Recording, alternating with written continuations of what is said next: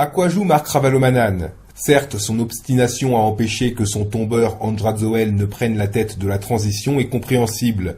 Il ne faut pas donner le mauvais exemple en légitimant un putschiste, répète-t-il sans cesse. Mais au-delà de cette revendication, le président déboulonné en mars ne cesse d'imposer des conditions qui commencent à exaspérer l'équipe de médiation.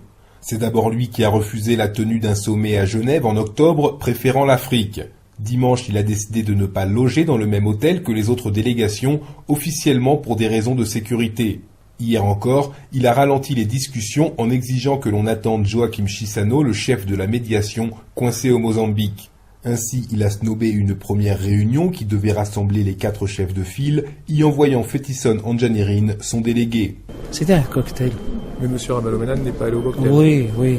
Il a eu une obligation, donc il m'a demandé de le représenter au cocktail. Si ce n'est un chat dans la gorge, c'est peut-être un malaise. Cette attitude risque en effet de se retourner contre Ravalomanane, et c'est sans doute ce qui rend l'ancien président Didier Ratsirac si accommodant. Oh, il a ses raisons, et c'est à lui qu'il faut demander. On revient à 22h30, il n'y a pas de problème. Effectivement, le premier huis clos entre les chefs de file n'a finalement commencé qu'à 23h pour finir à 1h du matin. À ce rythme, les 2 jours restants risquent de ne pas suffire. Grégoire Portier, Addis Abeba, RFI.